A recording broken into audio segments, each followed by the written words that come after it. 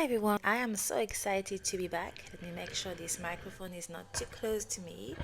Yeah, it's a new microphone because I was a bit tired of playing with the other one. So let's see how it goes with this one. I hope the quality is satisfactory. My expectations are really high.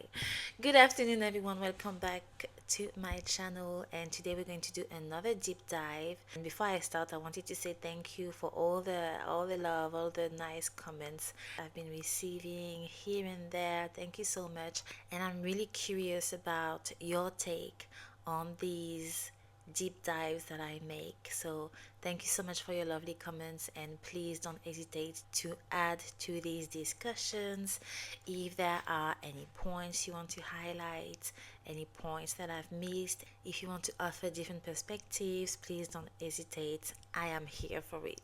And what is great with Toni Morrison is that she gives us so much material. She gives us so much to explore in her novels. I mean, her writing is so layered, the plots are so rich and intricate that there's always room for more discussions. So please don't hesitate. I am here for it. So, thank you for being there. Let me just light up my candle. I'm really excited because I love making these deep dives, and I'm excited because today I'm starting recording quite early because usually I'm very busy, so I really struggle to find the time, as you know, the time and the discipline to record consistently. But I'm getting there, and I told myself this is going to be the year of discipline and enjoyment, following your passions in a healthy way. It's the year of being purposeful and enjoying life, because life is so short, and you have to ask yourself, what do you do with your life? What do you do with your energy? What type of energy are you absorbing? What type of energy are you releasing back into the world? I want to release positive energy into the world. I want to offer something positive, beneficial, that is going to make me grow at the same time, and something that's going to make me bond with others in a rich, beautiful, sincere, positive way.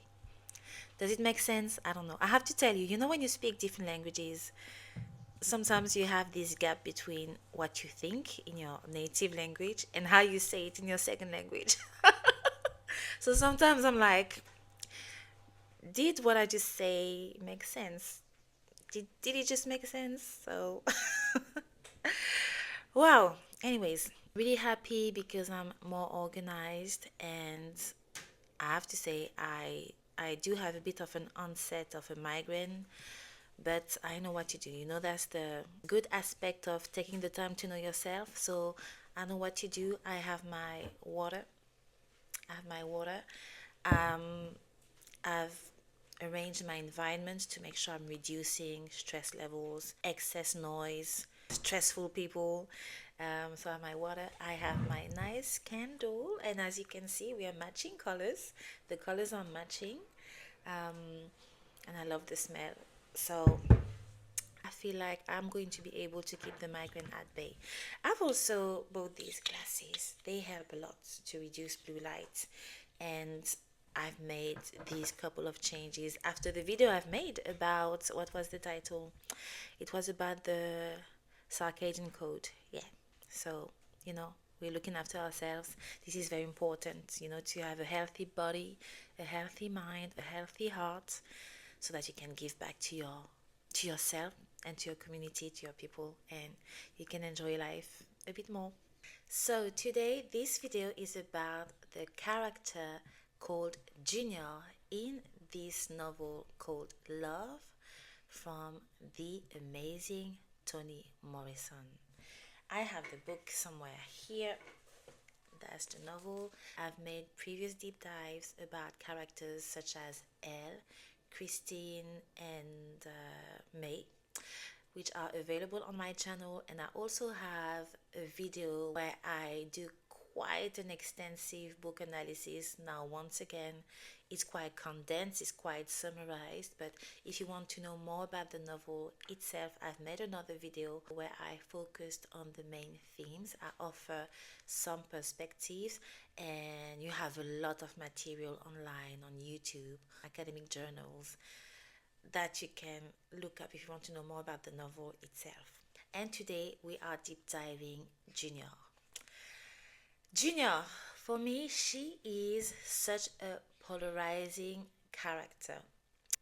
I have read the book a couple of times, and the first time I've read the book, I did not like Junior. Second time, I started to understand her a little bit more, and the third time, I feel much more compassionate about her. My views toward her have softened, I have to admit. So, Junior, she is that wild, unpredictable character, maybe a little bit dark. And now I cannot give a final answer. Do I like her? Do I dislike her? I don't know. All I can say is that to me, she is polarizing, but I do feel a lot of compassion for her. I did find Junior quite unsettling as well, but she really does have an important role in this novel because the story to she brings the story to a conclusion. In French, we say dénouement, and when I looked it up on my online dictionary, it appears that we can use the same word in English. So, Junior brings us to a dénouement. Do you pronounce it the same way? I don't know. Denouement. It brings the story full circle, and it also accelerates the plots into a resolution after years and years of fighting and feuding between the two main characters, Heath the Knight and Christine. So, our character, Junior, she is significantly younger than Heath the Knight and Christine, and she could actually be their could she be their daughter? She could definitely be their daughter, and I would go as far as saying that she is young enough to be their granddaughter. But what is interesting is that she represents a type of character that Toni Morrison loves to include in her novels. She said that herself. She likes to spice up her novels by including this type of female character that is a bit abrasive, a bit of a rebel, the scandalous, reckless woman that doesn't really care about social norms, that wants to live life to the beat of her own drum. In Toni Morrison's own words, Junior is a dangerous yet essential character whose presence will push people into taking action. They might take action for the better, they might take action for the worse, but regardless, people will take action when confronted by a character like Junior. I was reading an article, it was actually an interview of Toni Morrison, and Toni Morrison was saying that this type of women that she likes to include in her book is called the wanton woman, which is a new term for me. You see, this is why I love making these videos. I learn so much. So I was not familiar with this phrase, a wanton woman, and that's probably an old-fashioned term. And yeah, she likes to incorporate this type of character, this type of archetype in her novel to spice things up or to push her character into action to make sure the plot is going forward. So as a character, Junior is clearly a disruptive force, and at times her presence takes an antagonistic turn. So I was a bit on the edge with her. I was a little bit on the edge. Now I want to reaffirm, I want to repeat. I do have a lot of compassion for Junior, but to be transparent, when I first started to read the novel, um, I had a tremendous amount of compassion for her because of her childhood. And later on, I did feel a bit uncomfortable about her vision of relationship, her vision of masculinity, and her vision of love.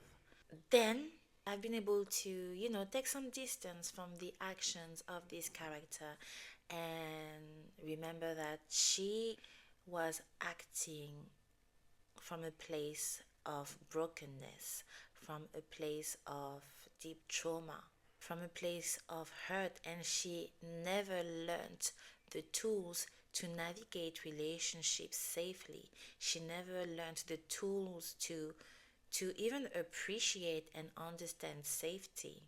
What does it mean to form a safe attachment to someone else? What does it mean to trust someone, to be patient, to be embracing, not to manipulate others to get what you want, but to communicate, to come to an agreement with someone? And most importantly, the tools to understand love. She was denied all of that due to a very difficult and heartbreaking upbringing. So, the junior we see in this novel is a young woman who is broken, but she's fighting hard, and she still has to learn what love is. What is really touching is that, touching and also quite sad and heartbreaking, is that at the end she manages to just touch the idea of safety, this idea of safe love, this idea of tenderness. But unfortunately, she starts to learn these things when it appears to be too late. Now that I'm saying this reminder, let me ring the bell. There will be spoilers. It is very hard to do a deep dive without spoiling, so I'm really sorry. But if you haven't read the novel, I think you should wait before watching this video. There will be spoilers. I am sorry. It's a deep dive. But I will limit. I will definitely limit the spoilers. I assume you are here because you've already read the book and you like to push and you like to, learn more about the characters. Well, let me not say too much and let's deep dive. I have tried to break down this discussion into into parts that make sense, and my first section is trying to find out how Junior is as a young woman. Who is she? Let's see who Junior is as a young woman, as a young woman. So, Junior, she is a young woman. She is the first character that is introduced in this novel. Okay? This is if I disregard this prologue. The prologue is Elle, who is acting as a narrator. But really, the first character we are introduced to, the first character that is described to us physically, but also in terms of personality, is that girl, Junior. So I mean, we read about her walking down the streets. It is cold, very cold, it's freezing. But this girl doesn't care. She's wearing a mini skirt, a leather mini skirt. She's wearing knee high boots. And she's also wearing, I think, a leather jacket. And she does have a bit of a limp. So, very interesting. She's not wearing gloves. We can see that she's wearing a tiny skirt, and yes, she is wearing a short leather jacket. Her hair is big and fluffy, creating something like a cloud over her head, and she seems to be very pretty, very beautiful. At the start of the novel, we have access to Sandler's thoughts. Sandler's is another character. He's a grown, mature man. He's older, and we have access to his thoughts. And this is what he thinks about Junior. She looked to him like a sweet child, fine boned, gently raised but lost. So this is Junior. Thin, beautiful, um, black fluffy hair. She has a light skin tone. She looks like a model. She's pretty and she has confidence. Like she's all leather, high heels, knee-high boots. She doesn't care about the weather. She's not flinching. So you have this bold, confident young girl. She's coming through like a rock star. And once again, I'm starting to like doing this. I've played a little bit with Canva, and this is what she would look like in my mind. And I'm curious about what she would look like for you. But this is what she would look like in my mind. That would be Junior for me. And so you have to remember that the time of the novel is the 90s, and Junior, according to the timings, was born in 1975. At the time of the novel, she is 18. She grew up very, very, very poor in a very unsafe community for her as a girl. She grew up fatherless, and although she was really interested by school and by obtaining an education, it was unfortunately discouraged in her community, so she hasn't been able to pursue education. But you can clearly see through the novel that she is someone who likes education. She loves to learn things. She really have a sharp mind. She has a really active mind. She seems to be very clever, so she does have the street smart, and also she has a very sharp mind. She thinks quick, so street smart and clever, intelligence. Due to her very difficult life circumstances, Junior ran away from home. She ran away from her community at the tender age of 11 years old. She ran away due to neglect, unsafe conditions, unsafe life conditions, poverty, and threats of abuse. So when you think about the fact that Gina ran away from home so young, you can clearly imagine how dire, how difficult the conditions were for her to run away from home as a child.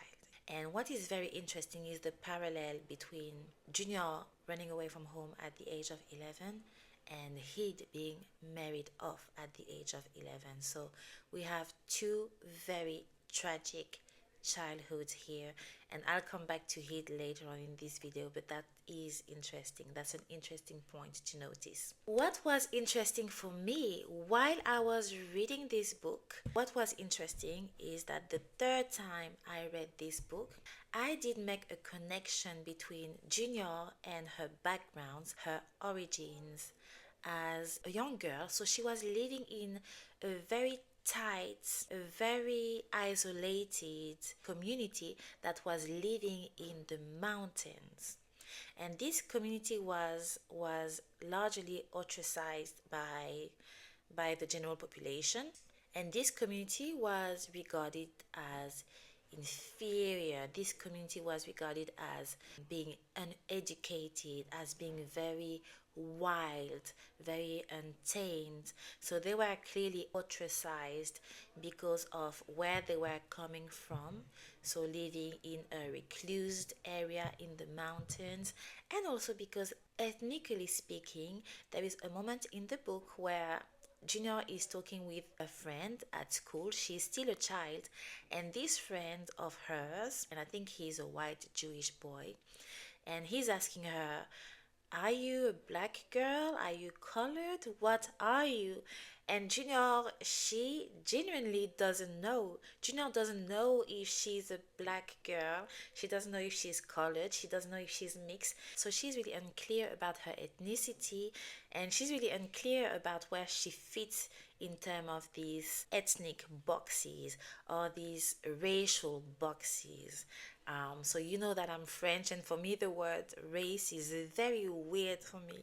But in the context of the United States, I guess I will have to use it. So she's very unclear about where she stands racially. And that made me make a connection with something that I've learned about a community that I've learned, a group of people that I've learned about that used to live in, do I pronounce it right?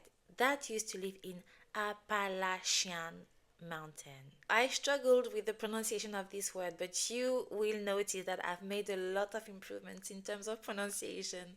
So this made me think about a group of people, about a community that used to live in the Appalachian Appalachian Mountains. And I was reading about it in some writings from Bell Hooks. I've been also watching a couple of documentaries previously, and interestingly enough, it's my father who told me about it because he knows I'm quite interested about African American history and culture.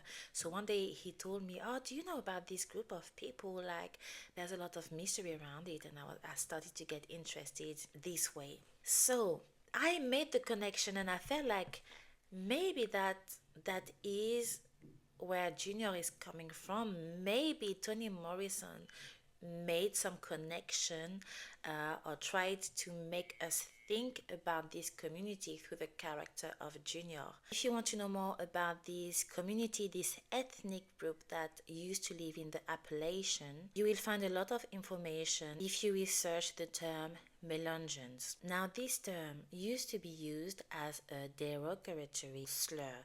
However, nowadays it is used differently, and people are more and more reappropriating this term to express their pride about belonging to this community. What is interesting is that the term mélanger in French means to mix. It is quite linked to the history of this mysterious community. Regarding the ethnicity of Melungeons people, there is a lot of mystery around it, and there is quite a revival of research because people are still puzzled about Melungeons' origins. Melungeons have a very rich, wide DNA. So they were not considered fully black. They were not considered fully white. They were not considered Native American. Their DNA, ethnically speaking, is very diverse. So that's why researchers, when they talk about Melungeons, they tend to use the notion of tree race. So that's why researchers are so interested by Melungeons and their mixed heritage. They were a group of people quite isolated from the general population, and the fact that Junior did also live in a community that was really isolated from general population, that's why it made me do the connection. But this is a very interesting point that I encourage you to learn about. I remember that when I made the connection, I straight away asked a couple of friends that I have that do live in the southern states of the United States, and I was so excited. I was asking them, "Do you know about this group of people? Do you know about this term Melungeons? Is it offensive? Do people know about it? Is it something you learn about in history? Is this something that is really known?" I was so excited to learn about it, and we had like lovely discussions because, well, the friends I was speaking to who lived in the southern part of the United States did not know about it. So they were really excited too. They were like, "Oh my God, you just like opened something new to me, and I'd love to know more about it." So it's for me and for them and for us, it was just so exciting just to learn new things that we did not know about previously. So this is a connection that I made about Junior. So I feel maybe Junior was part of a similar community. And I think what really was like, oh, was when she did say to her friend, "I don't know what I am. I don't know if I'm black. I don't know if I'm mixed. I don't know if I'm white." And I was like, interesting. Now, Junior, the rebel, the rock star, the young, beautiful girl, what is interesting is that when she arrives, as I said, she doesn't care if the weather is cold. She's just gonna do what she gotta do. you know, that's Junior. She just does what she gotta do. It gives us a lot of hints about who she is. So she is someone who is self-confident. She is brave. She is someone who is not scared of challenges. I feel like she has a little bit of hate, a little bit of Christine. She does have, to me, a little bit of hate in the fact that she has a very tragic, difficult childhood marked by extreme poverty and neglect, and she's longing for love. And she does have a little bit of Christine because, just like Christine, she is a fighter. She's not going to come and beg. She's going to fight and take. And also the fact that, just like Christine, she likes to be educated. She likes to think for herself. She likes agency. So, yes, Junior, yes. What I loved to read is the fact that although she is younger than most of the characters, although she's a newcomer, she's a little bit like the intruder, you can see that when she arrives, straight away, she kind of rubs people the wrong way. So, Christine, when she meets Junior, she's like, who is she? Christine is like on her guard, but Christine is also a very guarded person. Heat as well. Heat, she feels like, I don't know if I like her yet. Sandler's same. Sandler's is like, I'm not sure about her. So you can see that her presence is quite unsettling, but this is also what is needed to push the plot forward. This is what is needed to make people move, to make people take action. Like, hello, don't sit here waiting for things to happen. Don't sit here waiting for things to get better. You need to get moving, and Junior gets moving. So, yeah, for some characters, they instantly dislike her. Other characters are on their guard. Christine studies her a lot. Now, also about Junior being self confident, being her own woman, her own young woman to be to be more specific, because she's still very young.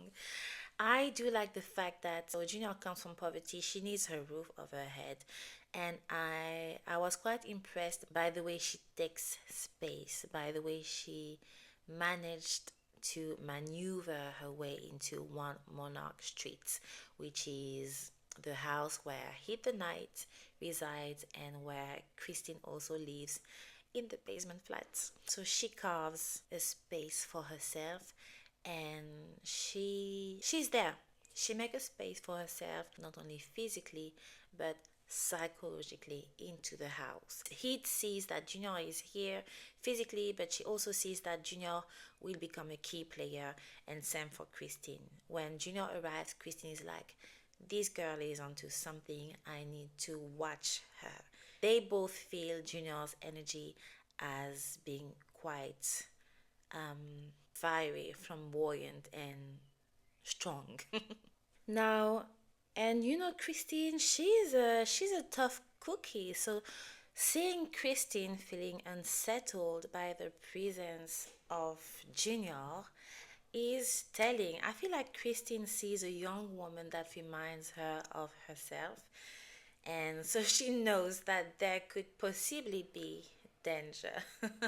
So, to summarize, just to make sure I have said everything, so she's a young woman, brave. She's 18 years old at the time of the novel. She looks like a model. She is racially ambiguous, and she herself is not really sure.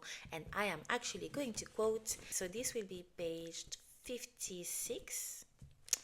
56, 56. So her friend's name is Peter Paul. Peter Paul. So Peter Paul is asking her. Once, however, he asked her if she was colored. Junior said she didn't know, but would find out for him. So yeah, so the term was colored. So yeah, she doesn't know. So what we know is that physically, so she seems to be a colored woman. That is Junior. She is ruthless. She ran away from her home. She ran away from her community. She is attractive. She's dangerous. She's bold. She's courageous and brave. She is intriguing. Um, but she's not a victim. She is a fighter. She knows what she wants, and she's ready to fight or manipulate for this. Now, about her being very beautiful and attractive, I do love the fact that a lot of men lust after her but she refuses to be objectified. She refuses to be objectified, and she doesn't hesitate to face men that can be disrespectful, men that are harassing, men that are just simply um, being disrespectful and dangerous criminals. She refuses um, to shrink for them. She will tell them to their face what she thinks. She will tell them to their face, I am not the one. Go play somewhere else. And that's me being politically correct. So this is a big point for me. So that will also make me probably reconsider my position regarding Junior, because I do feel like every time I make these deep dives, my perspectives about some characters or most characters tend to change for the better, for the positive. But I do have to say that honestly, even the first time I've read the novel, this point about Junior being a strong girl, a strong young woman that is ready to fight in the face of oppression, that is not going to let herself be victimized. And it is hard. People don't realize how difficult it can be for a young girl or a young woman, because sexism is a big problem still to this day. Misogyny, gender based violence, rape, that is also mentioned in this novel, are huge issues. So people don't realize, people like to say, oh, be a strong woman, blah, blah, blah. It is hard. It is hard.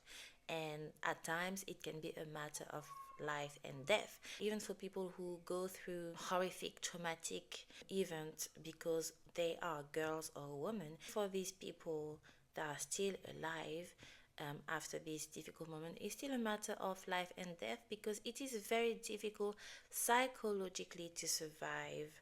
Um, as you know, as because rape is mentioned, it's very difficult to survive rape. So it is a matter of life and death, whether physically or emotionally and psychologically. And people a lot of time forget these points. It creates huge, deep trauma, scars, and it can break someone's life. This is a gigantic topic. It doesn't mean that we should not talk about it, and it doesn't mean that even if I talk about a very, very, very small aspect of this issue, I will do it. It is always a good opportunity to raise awareness about these topics. I love the fact that violence against women, girls, is something that Toni Morrison tackles in her novels. Whether it's physical violence, sexual violence, psychological violence, emotional violence. Once again, this is not a women's issue, this is not a girl's issue, this is a societal issue that needs to be taken seriously by all members of our communities. To be honest, like, no excuses around this. This is a lot of food for thoughts, and thank you, Toni Morrison, for talking about these things. We should never stop the fight to make sure that people feel safe, protected, to make sure that humans' rights are respected and protected, and that people have the right to live a safe life, to flourish, to experience life in a healthy way, and to form relationships with others in a healthy way, so that we can all flourish in peace and in understanding. We are not all the same. We might argue, we might dislike others, but peace, respect are non negotiable. Alright, I'm a very sensitive person, so give me a minute so that I can gather myself again. My next part, it was a big topic. This is Toni Morrison. My next part is about Junior being a disruptor that pushed the story forwards, that pushed the plots forward. And what's better than a strong rebel woman to push a plot forward? So her position as a character is perfect for that, because she is ruthless, she is brave, she is daring. So she will push the boundaries, she will test the other characters, she will not hesitate to betray them, because Her loyalty doesn't lie with them. She's only loyal to herself and to her own survival because she has seen how fragile, how precarious her position in society was at the time. So she realizes I need to find a way for myself to stay alive and protected. So, in this aspect, we can really see that Junior as a character is a catalyst because her deep vulnerability makes it that she is ready to risk it all to stay safe and to have a roof over her head. For her, it's all or nothing. She has to survive, whatever it is going to cost.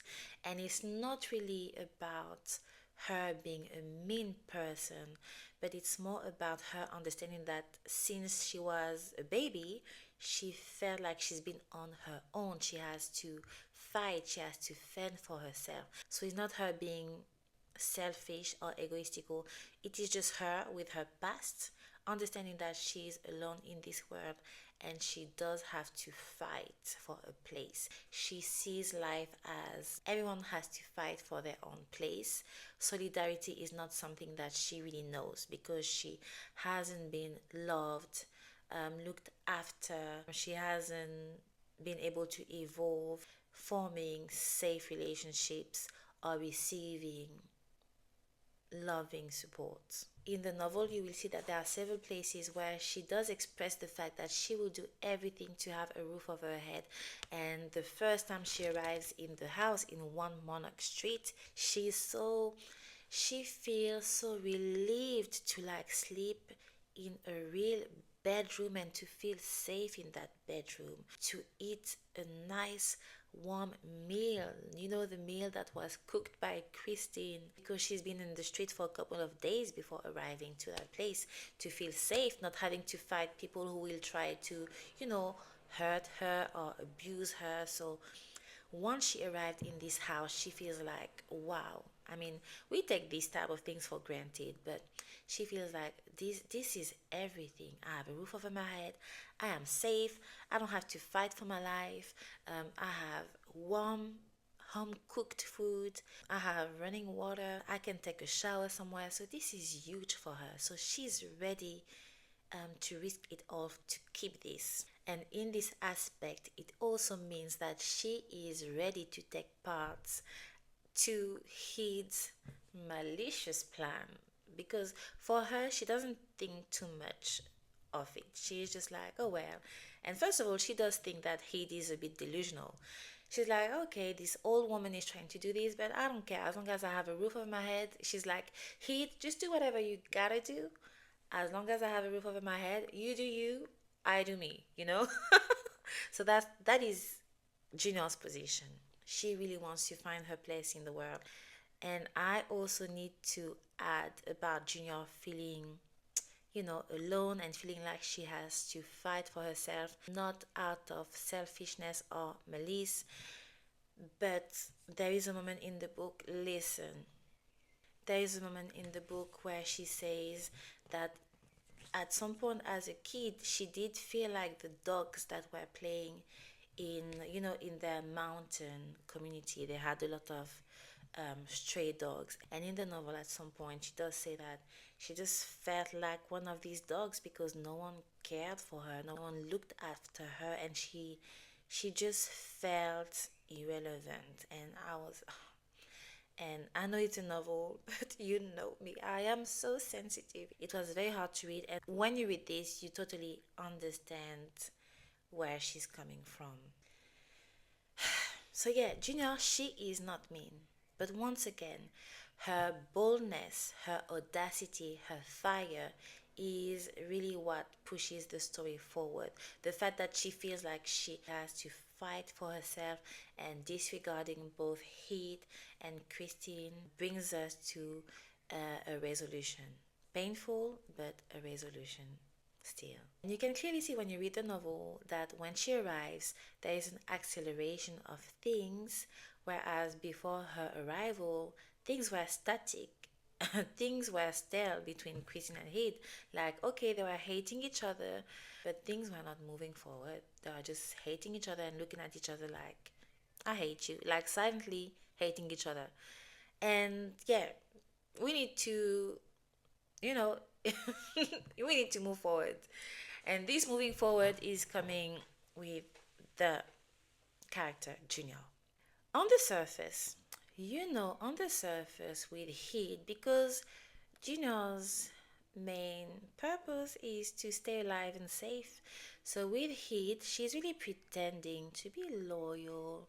She's like, okay, Heat, I'm here to help you. What do you want to do? She even has some nice bonding moments with Heat where she like does her hair and they have intimate conversation. Like there are moments where Heat confides into Junior about her past or about how she felt as a young woman.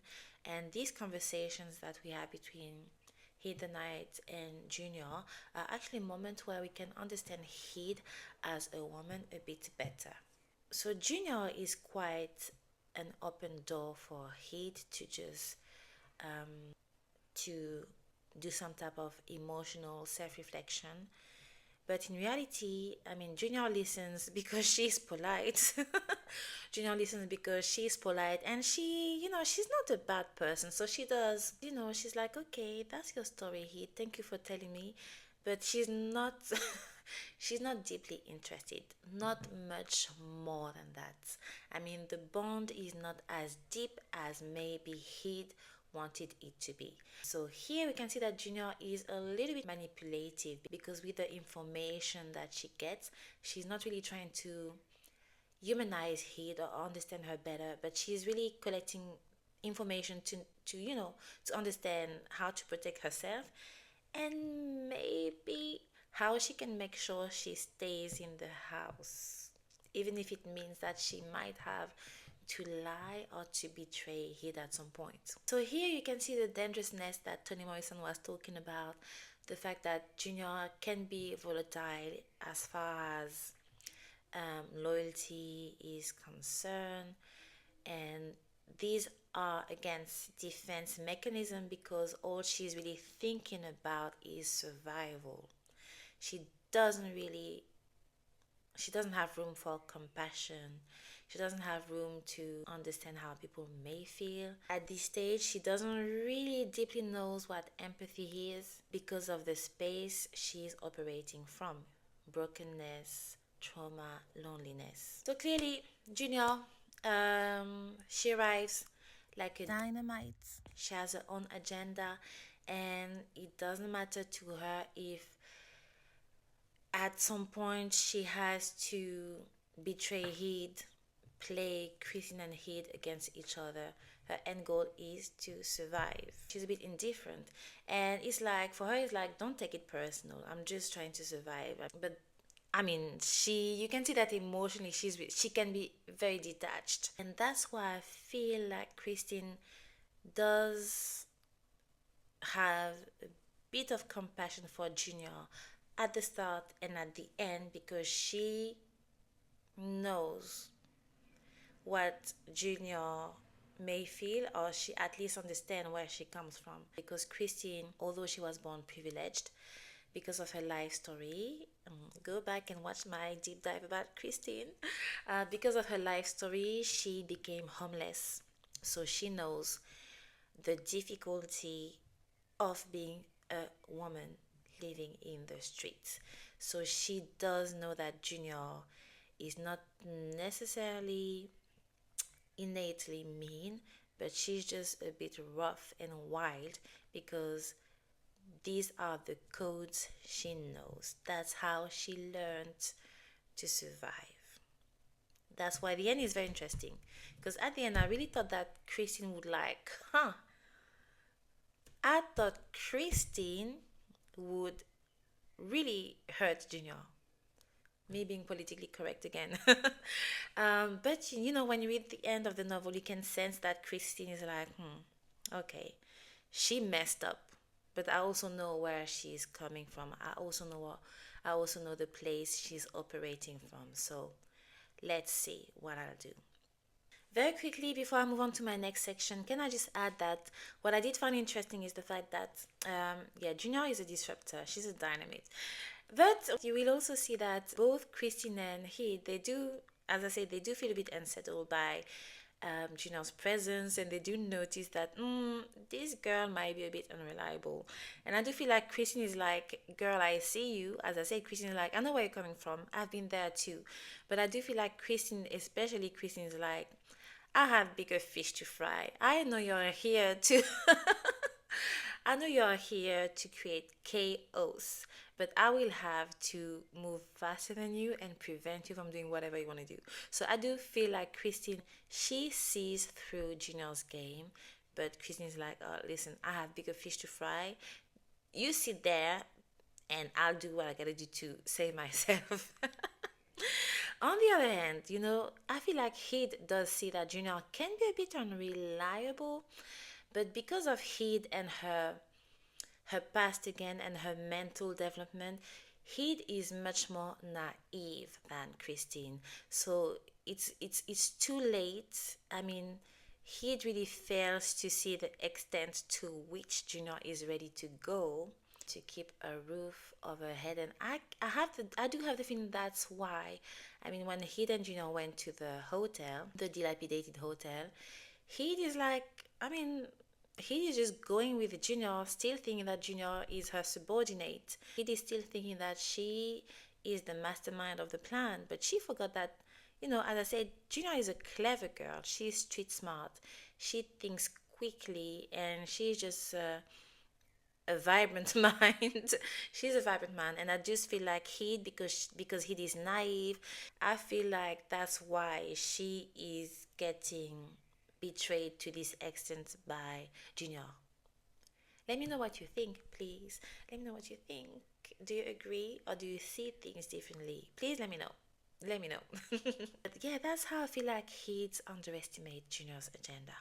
But to conclude, yeah, when they arrive to the hotel at the very end of the novel, after all the fights, Junior Junior leave them alone there. Junior doesn't care what's gonna happen. She leaves Christine and Heed in the hotel. She knows that one of them is in a very dangerous state. She doesn't care. She goes home. She leaves the two older women there, not caring if one is going to die, if both of them are going to die, if they're going to fight to death, if they're going to starve to death because the hotel is quite far from the house. And she takes the car to go back home. So these two women are older, one is injured, and she just leave them here. So at this point, I was mad at Junior because I was like, don't do that. you know, you don't do that to people. And also because I like Christine, I was like, you don't do that to my Christine, you know. But regardless of my appreciation for Christine, I just felt like this moment was, I did not like this moment. It was mean. I don't like mean people. I don't like meanness. I like when people are kind, you know. I'm not expecting you to love everyone, but be kind. I mean, especially if you know that someone might die. As a fictional character, I was disappointed about Junior. Highly disappointed about Junior in this moment. This is why you see that Junior pushed the story forward. She was a bit antagonistic at some point, but she did bring us from point A to point B thanks to her presence. Her actions can be a bit, dubious, but she did push the story forward.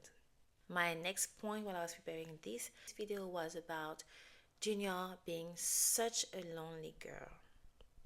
A lone girl in this world.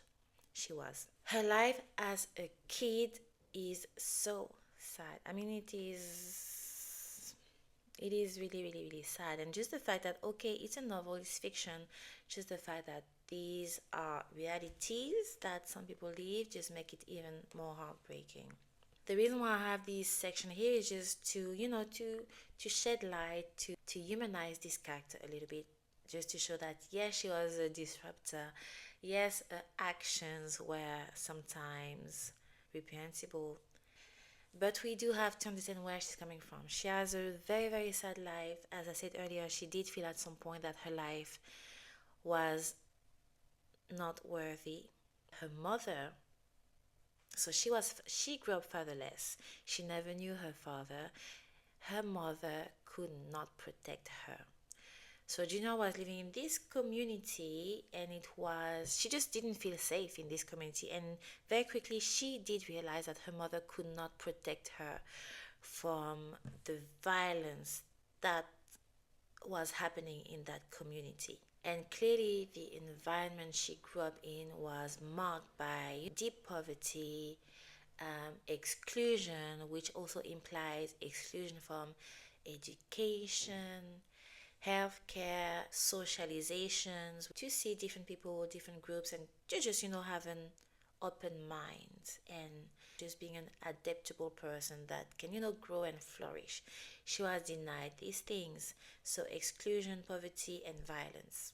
At home, with no one or anyone in charge, she felt like one of the settlement dogs. Deep, deep, deep. I will not expand on that. I don't want to cry in this video. But this was very, very difficult and sad to read, because although Toni Morrison is not getting graphic here, it's a very succinct, straight to the point sentence that tells you so much about the about the amount of neglect that she felt and the damage it caused to her emotionally or psychologically. She does eventually goes to school from time to time, but she's not encouraged to go there, so she doesn't really attend regularly. However, she does make a friend in that school, and I added, and his name, as I said, is Peter Paul Fortes. And they do have a lovely friendship. I did love reading about their friendship in this book. Unfortunately, her environment, her cousins blow everything up. So they're just being absolutely stupid, her cousins. At some point, she has a snake that she brings to her friend at school, and they just harass her because of this. In harassing her, they threaten her with abuse, sexual abuse. They do not see the outside world. Their mind is really closed. They are closed minded. They don't find anything better to do than to be violent, harass people, and in particular here, harass Junior. At this point, she's like, that's over, that's too much. And I do admire the fact that she is still a kid, but she does understand self-protection. And this is the moment where she's like, that's too much, this is where you lose me. She becomes a ghost of the system. Her life in correctional is very, very tough, and she has to live a life of insecurity marked by violence, survival, and a deep sense of loneliness. And you will notice that because I've spoke about loneliness in the video of Christine, I think I've done this in the video of Elle, but you will see that loneliness is really a recurrent theme. It's really a recurrent motif. You will notice a lot of parallels in almost all the women of this novel, except Vida. But there is a reason why you don't have this acute sense of loneliness and sorrow in the character of Vida, and I will talk about it when I do my video about Sandler's and Romen. I cannot wait to do Sandler's and Romen, because for me, Sandler's and Romen were really like the glimpse. Both of them did represent a glimpse of hope, a ray of hope for Romen. Yeah, that will be for later on. So going back to Junior, this new job, as being his helper, his assistant, his right hand woman in her malicious plan, it means a lot, and it's just a way for her to feel safe. And page 29, you can read how great it was for her to finally feel safe. Page 29. In the house of Heed, in Heed's house, 1 Monarch Street.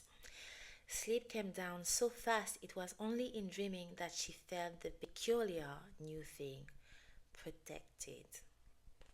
So in this section, I really wanted to show that Junior was a lone girl in this world with a life shaped by violence, struggle, survival, a need, to be defiant, to fight, to stay alive and protected as a child.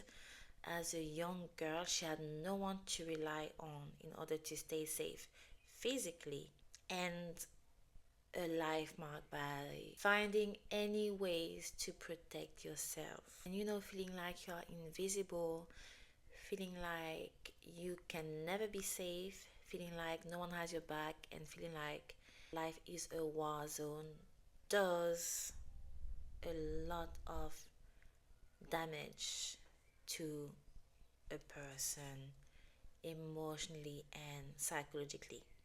And that is what we see with Junior. But let's not be all dark. We do have to say that she did quite well because she is Junior. She can be a bit dangerous, but she is not. She's not. She's not a murderer. She's not a sociopath. She's not going around and fighting people and all these type of things. So we do have to step back and realize and acknowledge that, given the life this character has, she did well because she's not a menace to society. Or do you think otherwise? Please let me know.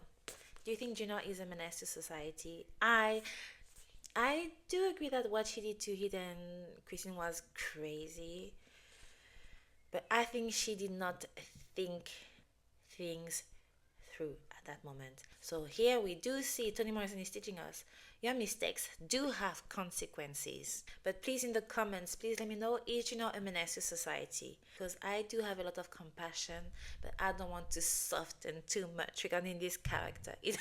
you know. Next part is me. I want to tell you, and you have understood by now, that Gina is a survivor. I said, once you understand her childhood, where she's coming from, you can have a better vision, a better understanding of why she's acting the way she does. And in the novel Love, chapter 3 is really the chapter where we can learn more about her, the way she thinks, her psyche, her history. And this chapter is called Stranger. We did say earlier that Junior she's a disruptor, a newcomer. She has no link or no relationship with this family, the Cosey family. She's just coming through, carving some space for herself. So stranger, it makes sense. It relates to her. She is a stranger in this novel, but she's also the spark. This stranger, Junior, this section is really to remind you all the things she has survived as a character. She survived violence, poverty, hunger, and yeah, she survived a lot. You could see her life from the moment she was born, because she did not have a mother to look after her. She had to go straight into survival mode. Now, for these people who are watching this video and who are studying medicine, you'll be able to explain with better words than me what living in a constant survival mode does to your brain, what it does to your physiology, what it does to you emotionally, psychologically, and even physically. So I'm not a doctor, but you can look it up. There's a lot of documentation. Science has progressed a lot to understand how, living in constant survival mode, precarity, poverty, violence does to you. And to finish this section, I have to say I admire Junior and the fact that she chose freedom. She chose freedom. She realized quickly that if she decides to stay in her community, she will never get freedom. And in this novel, you see that Gina is a young girl that does dream a lot. When I said she has a vibrant mind, it rejoined this idea. So she dreams a lot. She wants to do new things. She wants to learn new things. She wants to see the world. And quickly, even as a very young girl, you see the level of maturity that she has. Very quickly, she realized that she had to run away to dream. to explore life, to be free. So she is a survivor, but she made her choice very quickly, and her choice was freedom. She chose a future for herself away from habitual violence, or she was looking for meaning. I do feel like for her it probably make a difference for her. The fact that she had agency and she felt like I can decide whether I want to live in an environment where violence is normalized, or living in an environment where there is some violence, but I do have a say because I don't feel like a dog. I'm a person. I have agency, choice. I can fight.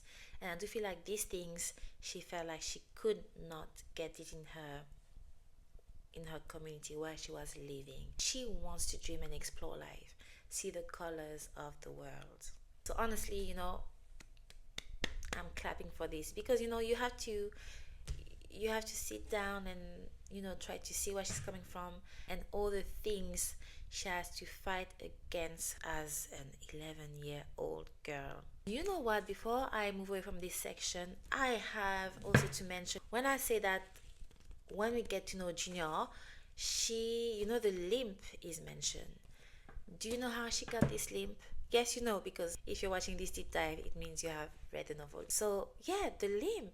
How she got the limp? Because her cousins, um, they drove over her foot and they permanently injured her. So now she has to keep these scars. In the book, it is said that she has merged toes. So her toes are merged because of this accident where they permanently injured her. And that's the reason why she walks with a limp.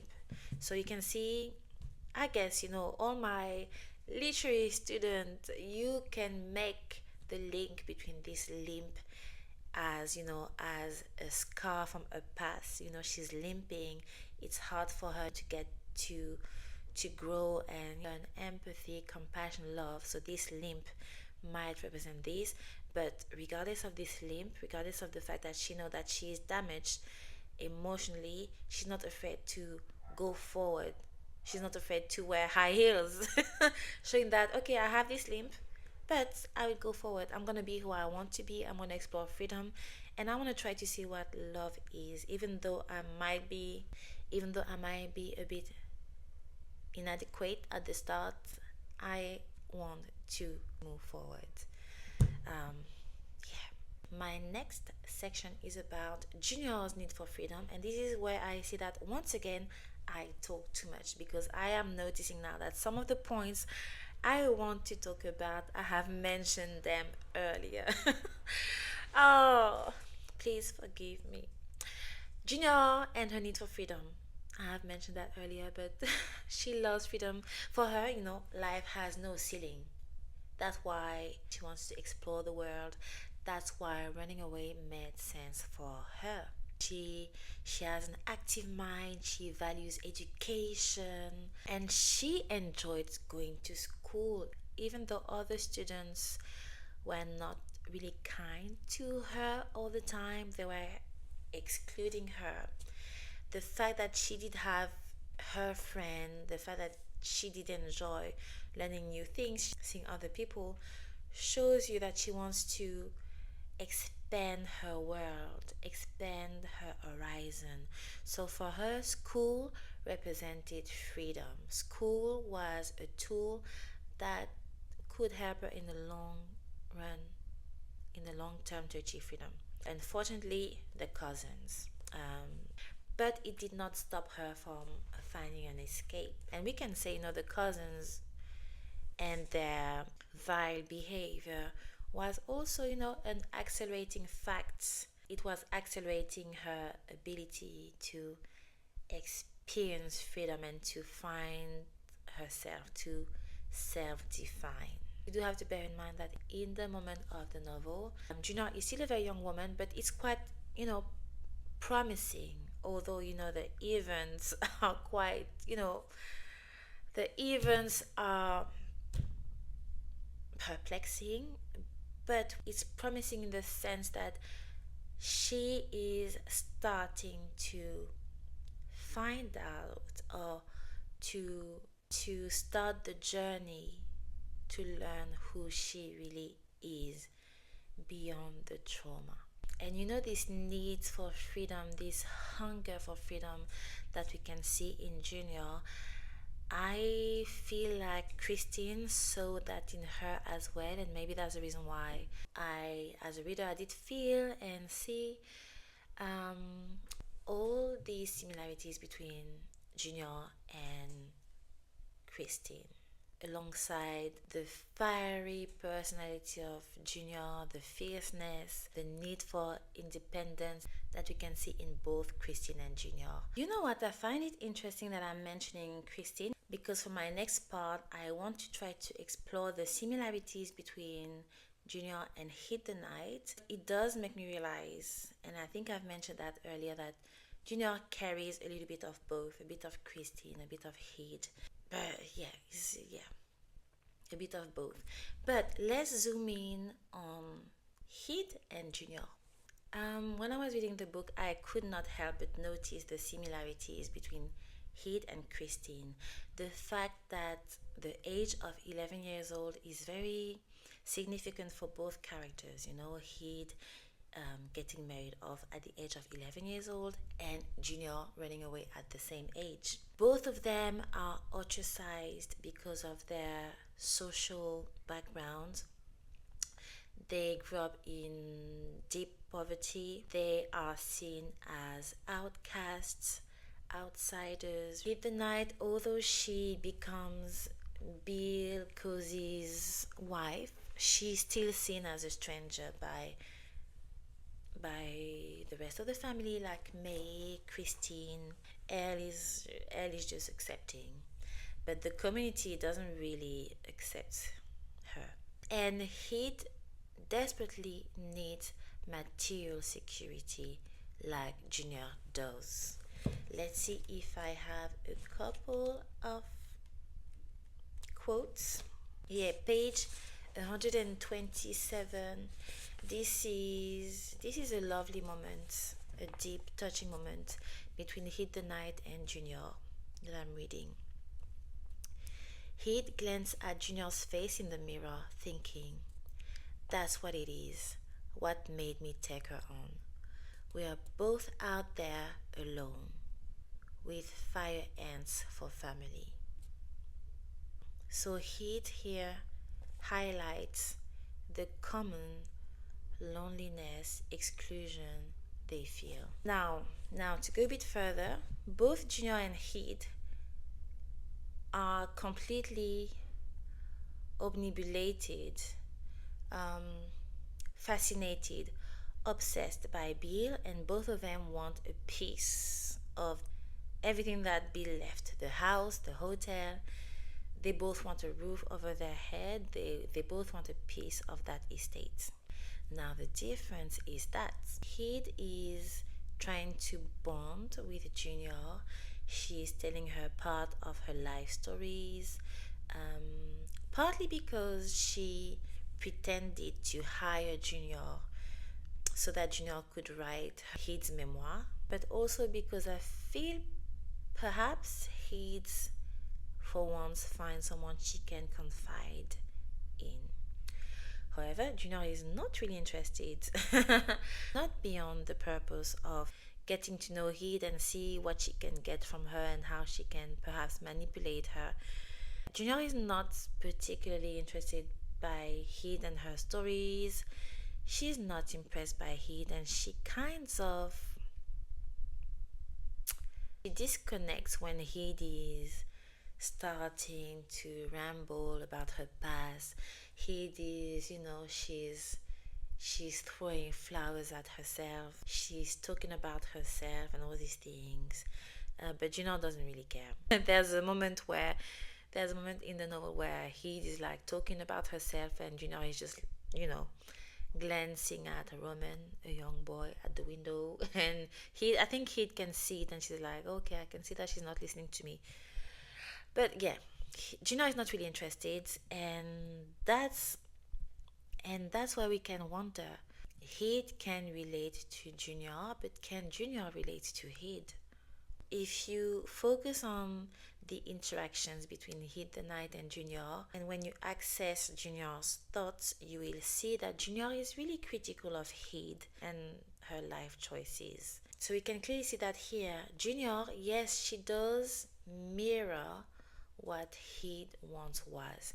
You know, this neglected, poor young girl, lonely, entering the cozy family. And yes, he can see parts of herself in Junior.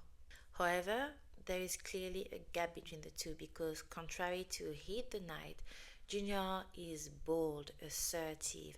She wants to take ownership of her life and she wants to be the one that decides the direction of her life.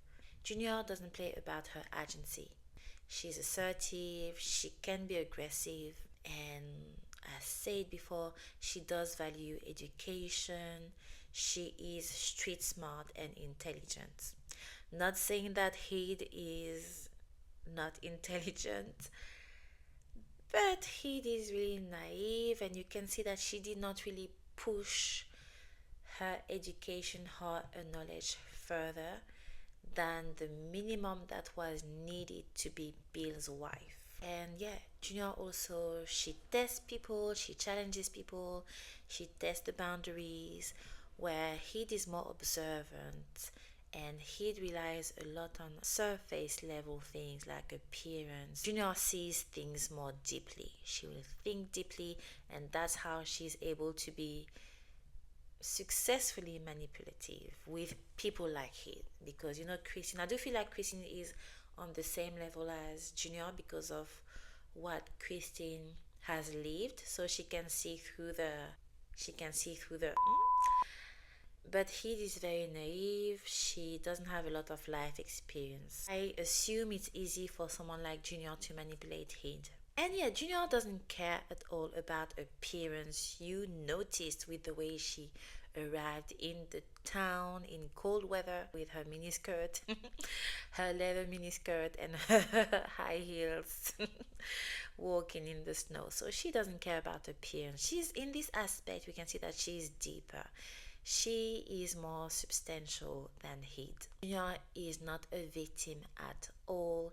She doesn't believe in limitations, whereas, once again, Heed is limited physically because she is a recluse in that room.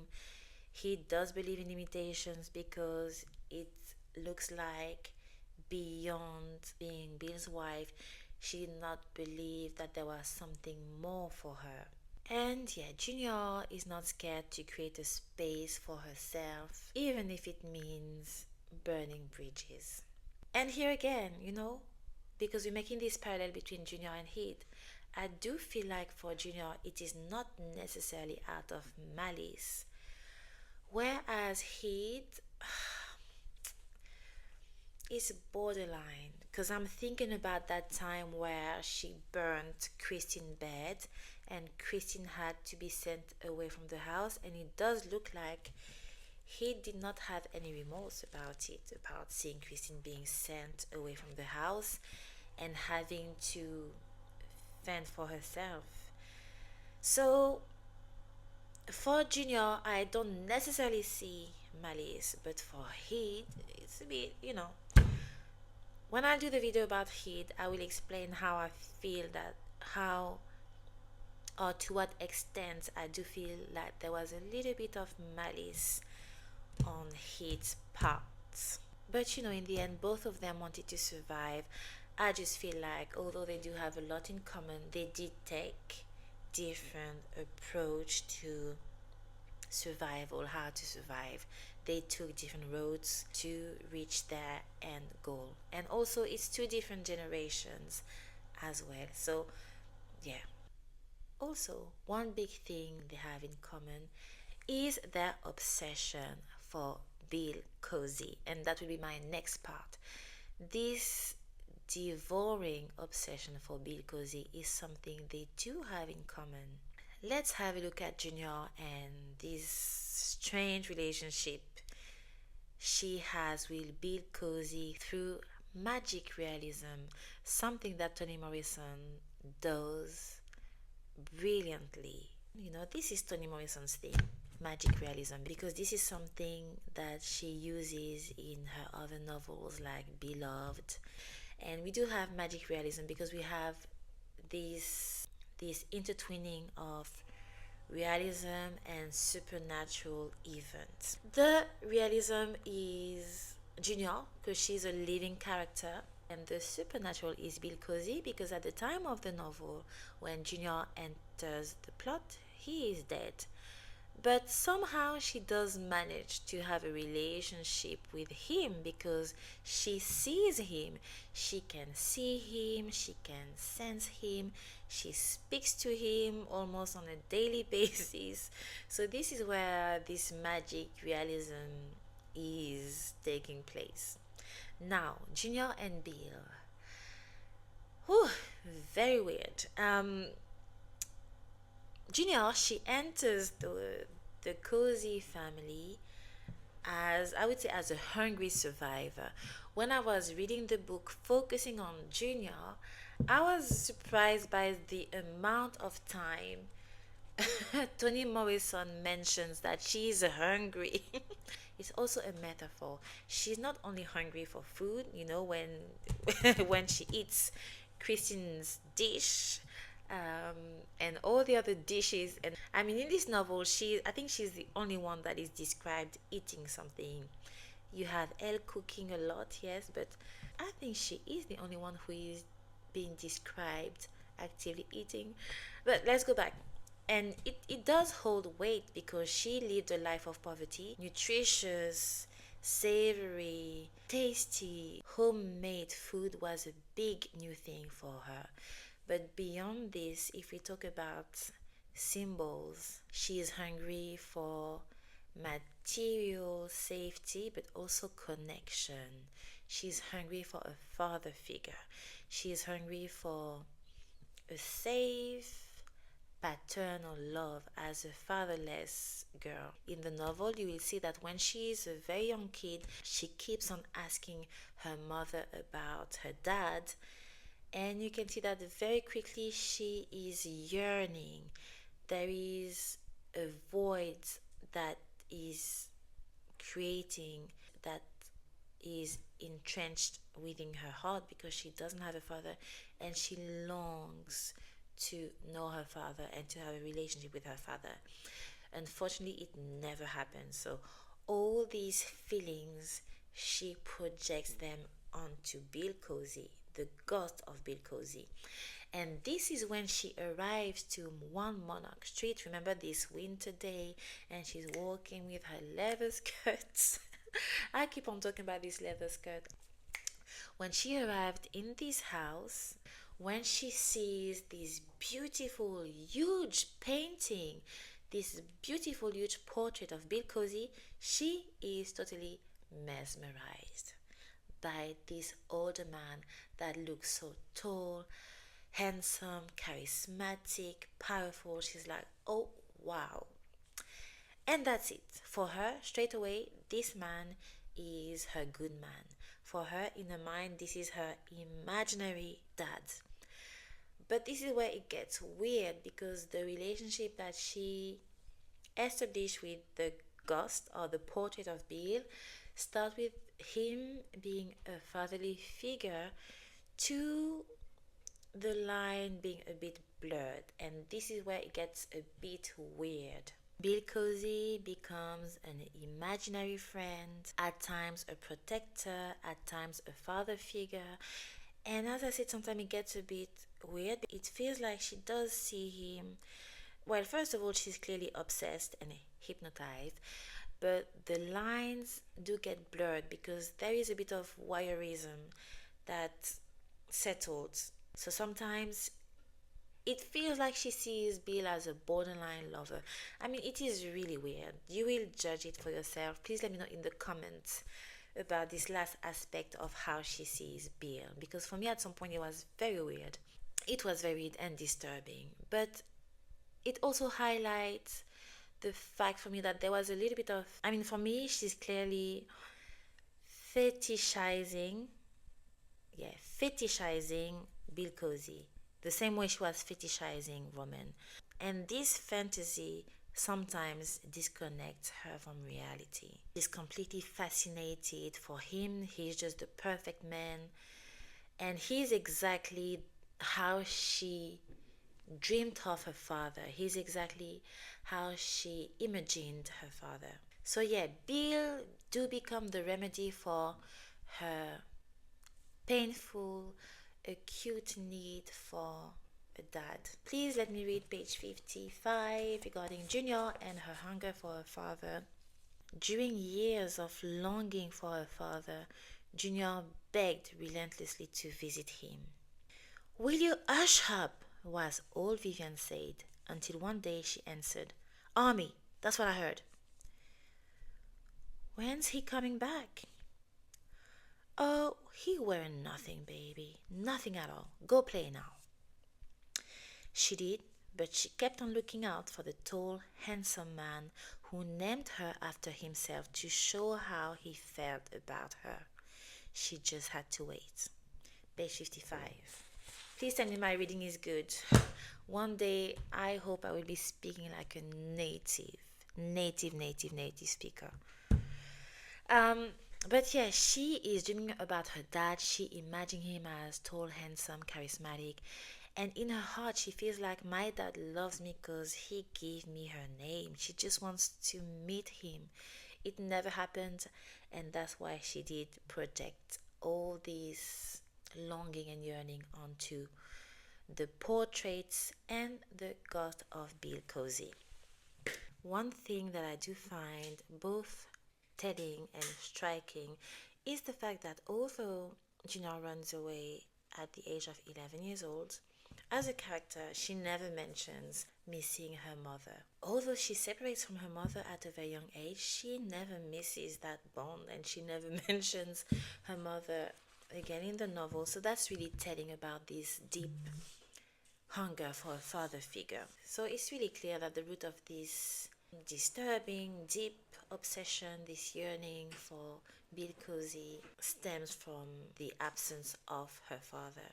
The father she never had, and for a long time she has been yearning for a positive father figure or male role models. She's been yearning for protection after feeling unprotected for so many years, and she wants, for once, to have someone that watches over her. Besides her hunger for food after living a life of poverty and scarcity, her hunger is also exemplified through her sexual behavior and the relationship she develops with another character called Romen that I've now mentioned a couple of times in this video, I believe. So I was really uncomfortable while reading this novel, while reading about this impulsive love affair between Junior and Roman because of the age gap. To me, it was really predatory. Now, Junior never bothered to ask Roman how old he was, and Roman looked older than he really was, and that's actually something that is spoken about a lot in sociology about the adultification of young black girls and young black boys. But here in this case, yeah, Junior, she never asked Roman, how old are you, Roman? Which makes this relationship, I mean, this affair unbalanced and predatory. And for me, it was a big no. I was so uncomfortable, and clearly this affair with Roman represents one aspect that was hard to digest for me as far as Junior was concerned. But this is what Toni Morrison does. She presents us with complex, broken, challenging characters, and she makes us see, we witness how life challenges, obstacles can break people, can shape them, and we get to see what they do to try to overcome this, to try to survive as whole, as she beautifully said in one of her speeches. But that is one part of the character of Junior that was really hard to swallow for me. I did not like the dynamic of her relationship with Roman at all.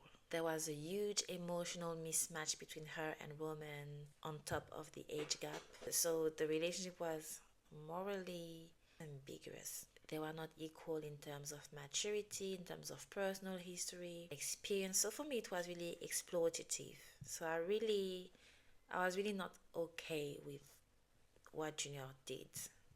And as I mentioned at the very start of the video, when she's with Roman, she really sees him as a toy. She sees him as something to enjoy before everything else, and it's as their bond developed that she starts to touch what what safety is in a relationship and what love could be. But it's too late because Roman as a character is also doing his own development, his own growth. When I'll make my video about Roman, I will develop more about his perspective, his position, while he navigates this troubling relationship with Junior. But for Junior, it's really experimental. She doesn't see beyond lust. For me, yeah, it was a bit like she's using him. Nevertheless, this experience is transformative for both characters, for both Junior and Roman.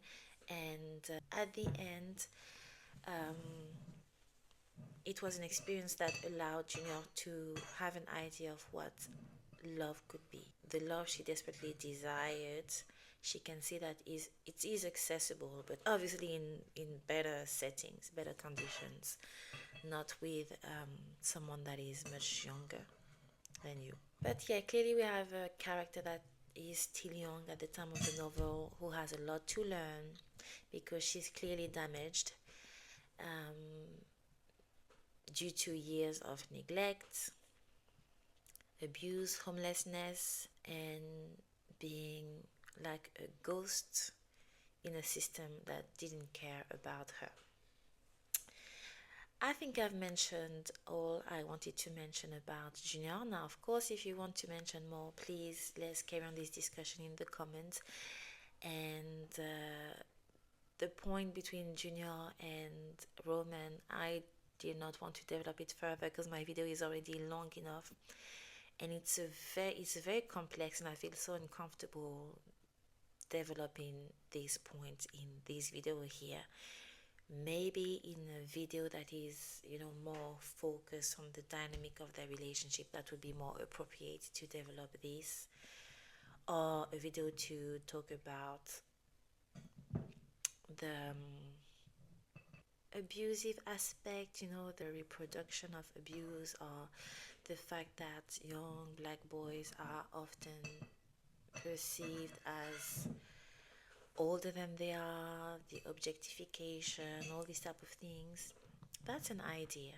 But for today, I will stop here. But of course, if you want to develop further, please, yes, carry on in the comments. But I think it's time for me to conclude about Junior.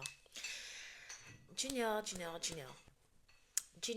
let's think about words I can use to describe her. So as I said, wild, polarizing, chaotic, fascinating, like Celestial, another character in the novel. She has this thing where she fascinates people. She's a fighter, and after years of feeling so alone and unprotected, she wants to fight for a place in the world. Her fight is different to the fight of Christine and Heath the Knight because she represents a new generation that is using different tools, that is not that doesn't feel obligated to follow certain rules, certain codes. So the game has changed.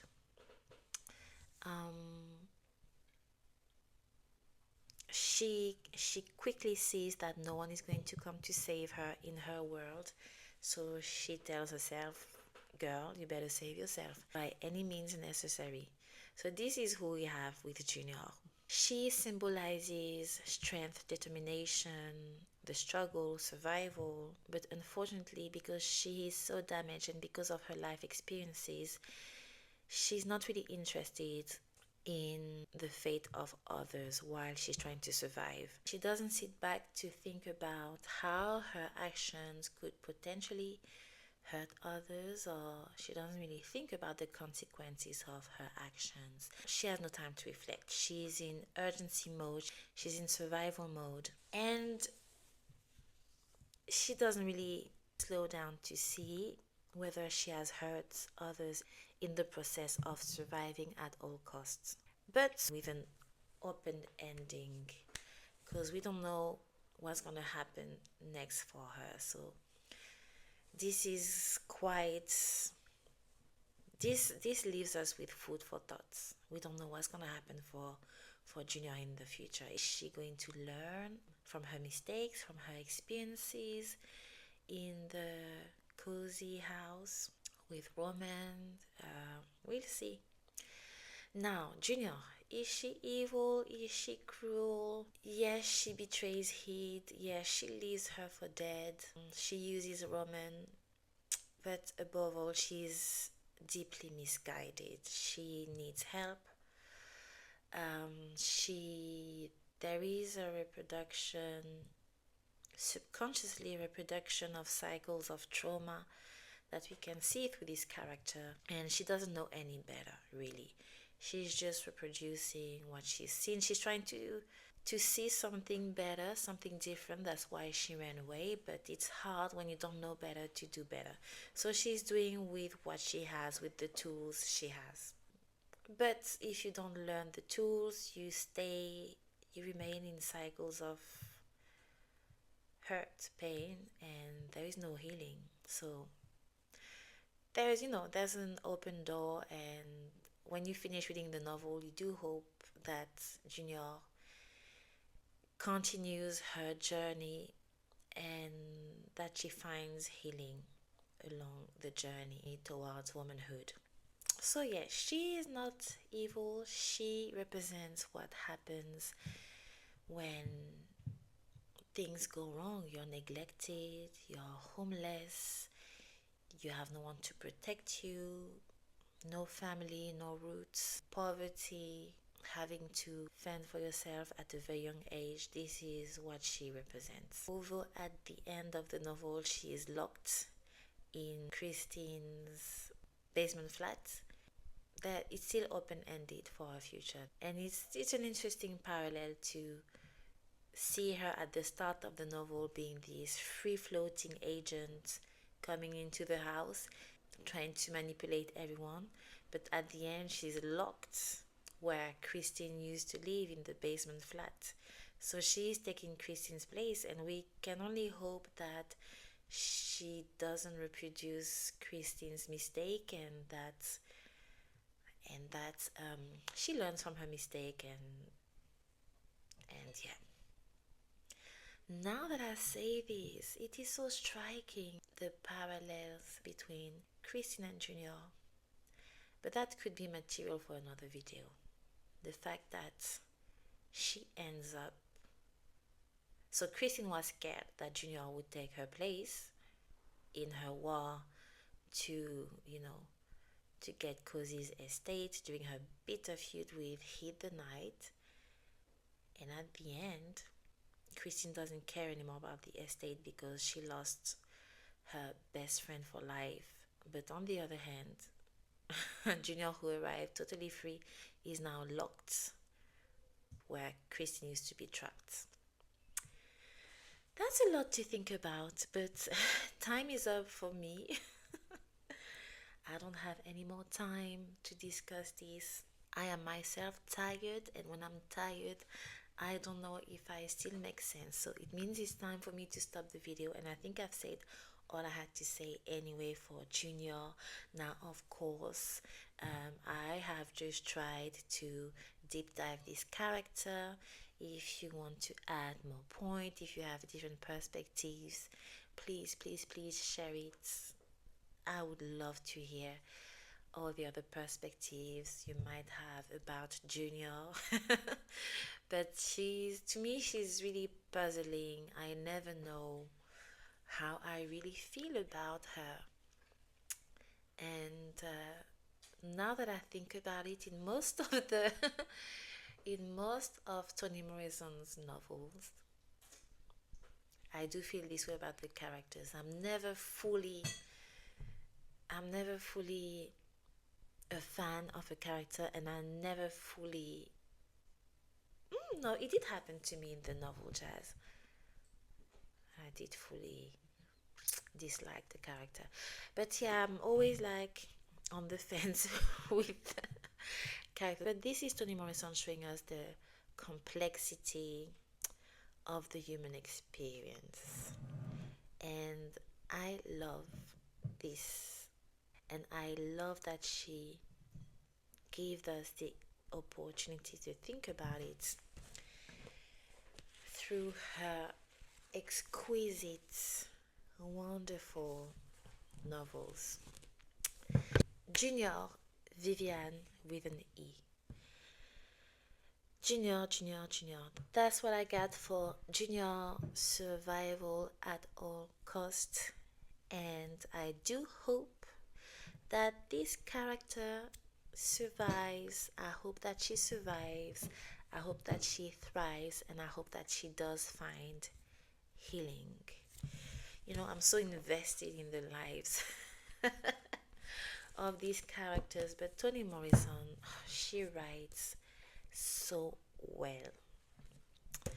That's it for me. That was my deep dive of Junior from the novel Love from Toni Morrison. I believe my next video is going to be about. I'm going to do Celestial next. Either Celestial or Hit the Night. I'm a bit scared to do Hit because it's going to be a long video again. I need to find the time, but Celestial might be shorter and I don't want to lose the pace, so I might go for Celestial. Thank you so much for being here. I do hope you have enjoyed the content. Let's carry on the discussion in the comments if you want to add more. And that's all for me. Thank you. Stay safe. Stay blessed. Bye.